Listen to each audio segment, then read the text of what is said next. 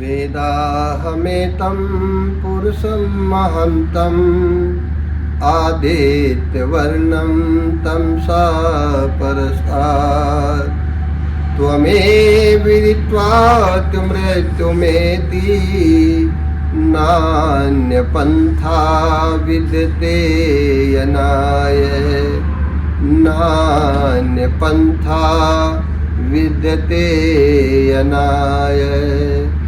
ओम शांति शांति शांति। बहुत ही आदर और सम्मान के योग राष्ट्रीय भक्तों, आज राष्ट्र रक्षा सम्मेलन में राष्ट्र के लिए कुछ बोलने की बात कही जा रही है। विचार करिएगा, राष्ट्र रक्षा सम्मेलन करने की आवश्यकता क्यों है? कभी विचार किया? लेकिन विचार करने की आवश्यकता है। राष्ट्र रक्षा सम्मेलन, इसका मतलब सीधा सीधा क्या है कि राष्ट्र के ऊपर कोई समस्या, राष्ट्र के ऊपर कोई खतरा। क्या कोई राष्ट्र के ऊपर खतरा मंडरा रहा है? हाँ, राष्ट्र के ऊपर खतरे मंडरा रहे हैं। एक नहीं अनेकों खतरे राष्ट्र के लिए मंडरा रहे हैं। महर्षि स्वामी दयानंद जी महाराज, जिन्होंने राष्ट्रीयता की घूंटी क्रांतिकारियों को घोल घोल करके पिलाई थी, क्या उसका जो एक मंतव्य था, क्या उनकी जो सोच थी वो ढीली पड़ गई? नहीं, वो सोच ढीली नहीं पड़ी। जब हम देखते हैं कि यहाँ पर राष्ट्रपिता किसी को भी बना दिया जाता है, जबकि राष्ट्र का कोई पिता होता नहीं है। राष्ट्र का पिता तो परम पिता परमात्मा होता है। लेकिन विचार करने की बात यह है कि जिस समय भारत को आज़ाद कराया गया, भारत आज़ाद हुआ, ये 1947 में आज़ादी मिली। और आज़ादी मिलने के पश्चात इसके प्रथम राष्ट्र जो प्रधानमंत्री थे वो कौन बने? उनको बनाया गया जवाहरलाल नेहरू, पंडित जवाहरलाल नेहरू को उसका प्रधानमंत्री बनाया गया। यदि हम देखते हैं कि यदि राष्ट्रपिता महात्मा गांधी को बताया गया, तो फिर महर्षि स्वामी दयानंद जी महाराज इस राष्ट्र के राष्ट्रपिता में। आप विचार करेंगे कि राष्ट्रपिता में क्यों है? तो ध्यान करिएगा, जब ये भारत को आजादी दिलाई गई और प्रधानमंत्री पंडित जवाहरलाल नेहरू को बनाया गया, तो विचार करिए कि पंडित जवाहरलाल नेहरू के जो राजनीतिक गुरु थे, उनके जो गुरु थे, जो प्रेरणा स्रोत थे, वो कौन थे? उनका नाम था महात्मा गांधी। और महात्मा गांधी के राजनीतिक गुरु थे कौन? आदरणीय गोखले जी। और गोखले के गुरु कौन थे? गोखले के गुरु थे श्रीमान महात्मा तिलक। और तिलक ने ही, महात्मा तिलक ने उद्घोष किया था कि स्वतंत्रता हमारा जन्मसिद्ध अधिकार है। जब ये बात पूछी गई कि आपको ये प्रेरणा कहाँ से मिली, आपको ये चिंतन कहाँ से मिला, तो महात्मा तिलक कहते हैं, मुझे चिंतन गुरुवर महर्षि देव दयानंद जी महाराज से मिला है। तो मैं इसलिए कहता हूँ कि केवल महात्मा गांधी जवाहरलाल नेहरू के गुरु थे, लेकिन उनके गुरु और उनके गुरु और उनके गुरु, उनके गुरु के गुरु भी महर्षि स्वामी दयानंद जी महाराज थे। इसलिए जो हमें असत्य बताया जा रहा है, झूठ बताया जा रहा है, उसका पर्दाफाश करना है। पद नसीहत जो हवाएं चल रही हैं, जो हवाएं आंधियां फैल रही हैं, बद चलन हवाओं का मुख मोड़ देंगे हम, या खुद को वाणी माँ का पुत्र कहना छोड़ देंगे हम। और यदि हमें सत्य कहने की हिम्मत नहीं रही तो वाणी को बंद कर देंगे और कलम को तोड़ देंगे हम। तो ये चिंतन जो है ऋषि दयानंद जी महाराज ने आजादी का दिया था।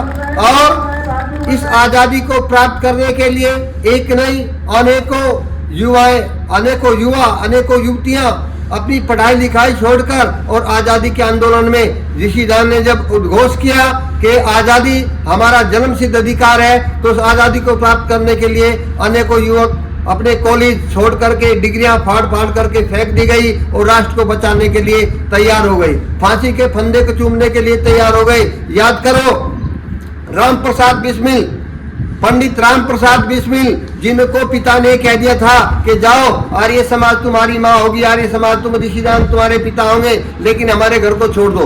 पंडित राम प्रसाद बिस्मिल जो है वो घर को छोड़ देते हैं और आकर के आर्य समाज शाहजहांपुर में रहते हैं। एक उदाहरण नहीं, अनेक उदाहरण ऐसे मिलते हैं। पंडित राम प्रसाद बिस्मिल के अलावा भगत सिंह के दादा अर्जुन सिंह जिस समय अपने घर बैठे हैं, उनसे मिलने के लिए एक आजादी की शख्सियत आती है जिनका नाम था लाला लाजपत राय। वो घटना जिस समय खेत के लिए निकल जाते हैं दोनों, और साथ में भगत सिंह छोटा होता है, वो खेत में जा रहे थे तो वो आगे निकल गए वार्तालाप करते हुए, और वो बच्चा भगत सिंह छोटे छोटे तिनके तोड़ करके मिट्टी में बो रहा था। जब पीछे मुड़ करके दादा ने देखा तो भगत सिंह उनके साथ नहीं था। जब भगत सिंह को ढूंढने लगे तो जाकर के देखा एक क्यारी बनाई हुई है, उसमें छोटे छोटे तिनके लगाए हुए हैं। उन्हें पूछा, रे बेटा भगत सिंह तुम ये क्या कर रहे हो? तो भगत सिंह कहता है, दादा मैं इन खेतों में बंदूक बो रहा हूँ, मैंने पिस्तौल बो रहा हूँ। दादा पूछते हैं कि इनका क्या होगा? कि इनके पेड़ उगेंगे, जब पेड़ उगेंगे तो इनके ऊपर राइफलें लगेंगी, बंदूक लगेंगी, पिस्तौलें लगेंगी। क्या करेगा उनको? कि उनसे हम अंग्रेजों को मारेंगे, अपने शुद्ध राष्ट्र को आजाद कराएंगे। तो वही लाला लाजपत राय जिसके लिए साइमन कमीशन को वापस जाने के लिए जिनके द्वारा कहा गया था, उनका बदला लेने के लिए उस भगत सिंह ने क्या किया? सैंडर्स को गोली से उड़ा दिया था। तो मैं कहना चाहता हूं आपको कि ये राष्ट्र कोई ऐसे आजाद नहीं हुआ, ये राष्ट्र जो है चरखा चलाने से, तकली चलाने से आजादी नहीं आई। अनेकों वीरों ने अपनी जान की बाजी लगाकर अपने गरम गरम लहू का बलिदान करके इस आजादी को प्राप्त किया है। आज देश के लिए पुणे संकट के बादल मंडरा रहे हैं। मैं कहना चाहता हूं वो आर्यवीर कोई ऐसे वैसे नहीं थे। शायर ने अपनी बात को इस प्रकार से कहा है, आर्यवीर नक्सलवादी नादियों का नाम नहीं, आर्यवीर नक्सलवादी नादियों का नाम नहीं, देश की जवानी का गुमानी स्वाभिमान है, और वोट के भिखारियों मदारियों का नाम नहीं, आर्यवीर देश के पुजारियों का नाम है।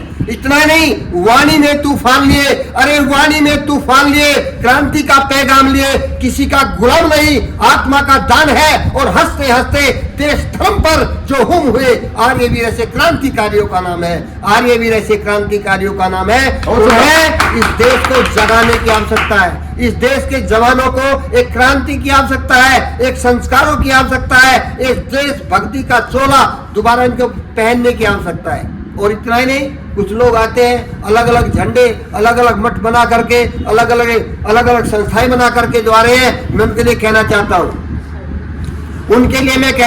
हूं, जितने भी मत मजहब पंथ यहाँ पर पनप रहे हैं, जितने भी मठाधीश हैं, उनके लिए मैं कहना चाहता हूं, निवेदन करना चाहता हूं और एक चैलेंज भी करना चाहता हूं। मठाधीश जितने हैं उन पर, अरे मठाधीश जितने हैं उन पर झंडे हैं, उपचार नहीं। धर्म के ठेकेदारों पर भी बलिदानी तलवार नहीं, और राजनीति के इन पंडों पर अब हमको विश्वास नहीं। और आज देश में हमें दिखाई देता कोई प्रकाश नहीं, और ढूंढ रहे हैं हम विकल्प इनकी मधुर जमुओं में, और खोज रहे गांधी सुबह इन जोकर और जमुरों में, इन जोकर और जमुरों में। उठो चुनौती। आज मैं आह्वान करना चाहता हूँ, युवाओं के लिए प्रेरणा देना चाहता हूँ, युवाओं के अंदर एक जोश देना चाहता हूँ। उठो चुनौती, समय उठने का। उठो चुनौती आज समय की, उठो चुनौती आज समय की। कलम का स्वीकार कर, माँ वाली की शपथ तुम्हें, मत मजहब का व्यापार करो। और एक कवि की वाणी भी, यदि भूषण बन ओंकार उठी, और एक कवि की वाणी में यदि राष्ट्रभक्ति ललकार उठी, और एक खून भी जगा दिया, एक खून भी जगा दिया यदि कवि के सर्दी बाणों ने, और एक वीर भी उठा दिया यदि पौरुष के आह्वानों ने, तो एक नहीं कितने सुभाष घर घर पैदा हो जाएंगे, और वीर शिवा आजाद हजारों ही सैदा हो जाएंगे। वीर शिवा आजाद हजारों ही सैदा हो जाएंगे। आप कहेंगे फिर आप क्या करोगे? मैं कहता हूं, मैं तो कवि हूं अटल प्रतिज्ञा, मैं तो कवि हूं अटल प्रतिज्ञा। गीत क्रांति के गाऊंगा, गांव गांव और शहर शहर में सोया खून जगाऊंगा। खून जगेगा, राष्ट्रभक्त घर से बाहर आ जाएगा, और दिल्ली की सड़कों पर जाकर वंदे मातरम गाएगा। और जब वंदे मातरम का जादू इन युवकों पर चढ़ जाएगा, तो बच्चा बच्चा मेरे देश का भगत सिंह बन जाएगा, बच्चा बच्चा मेरे देश का भगत सिंह बन जाएगा। और भगत सिंह बन करके हुआ क्या? भगत सिंह का लहू जब कहां पर इन गद्दारों से टकराएगा, इस महानाश के बाद में फिर नया जमाना आएगा, नए क्रांति, नया गगन, नए चमन के फूल खिलेंगे भारत में, न्याय, सत्य, अहिंसा के चमन खिलेंगे भारत में। भूखा प्यासा कोई फुटपाथों पर नहीं मरेगा भारत में। देसी थर्रा और शराब की बोतल, गांजा सुल्पा नहीं चलेगा भारत में, नहीं चलेगा भारत में, नहीं चलेगा भारत में। इन्हीं भावनाओं के साथ युवकों आओ, इस ऋषि दयानंद जी महाराज ने जो स्वप्न देखा था वो कहीं अधूरा न रह जाए। ऋषि दयानंद देश के प्रति जो समर्पण था, एक बार की घटना में बात को आपको कहकर के अपनी वाणी को विराम दूंगा। स्वामी जी महाराज प्रातःकाल घूमने जाया करते थे। स्वामी जी महाराज घर से घूम कर के आ रहे थे और अंग्रेज लोग घर से घूमने के लिए जा रहे थे।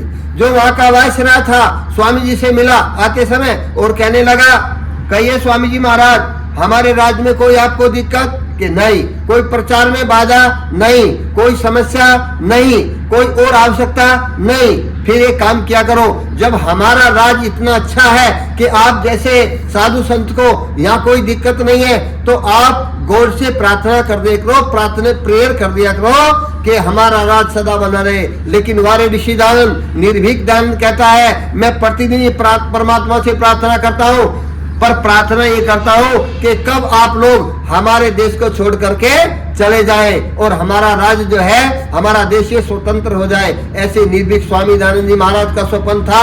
आओ मिलकर करें संकल्प, ये पूरा रहना जाए ऋषि दयानंद का राष्ट्र मिशन अधूरा, राष्ट्र मिशन अधूरा, राष्ट्र मिशन अधूरा। और अंत में मैं कहना चाहूंगा आप लोगों के लिए, तुम चाहो तो पत्थर को भी मोम बना सकते हो। ऐसा नहीं युवा कर नहीं सकता, कर सकता है। युवा के अंदर एनर्जी होती है, पावर होती है, सोच होती है, चिंतन होता है, बहादुरी होती है, वीर होता है, पुरुष होता है। यदि आप लोग चाहें तो क्या नहीं कर सकते। तुम चाहो तो पत्थर को भी मोम बना सकते हो, और तुम चाहो तो खारे जल को सोम बना सकते हो, और तुम चाहो तो तुम चाहो तो बंजर में भी बाग लगा सकते हो, और तुम चाहो तो पानी में भी आग लगा सकते हो, तुम चाहो तो पानी में भी आग लगा सकते हो। और इस प्रकार की वीडियो को देखने के लिए जो आपके अंदर जोश, उत्साह, राष्ट्रीय भक्ति भर सके, इस चैनल को सब्सक्राइब करें और आगामी वीडियो देखने के लिए देखते रहिए आप किंग विनय पवार। इति ओम शांति। आपने मेरे विचारों को सुना, सबका धन्यवाद।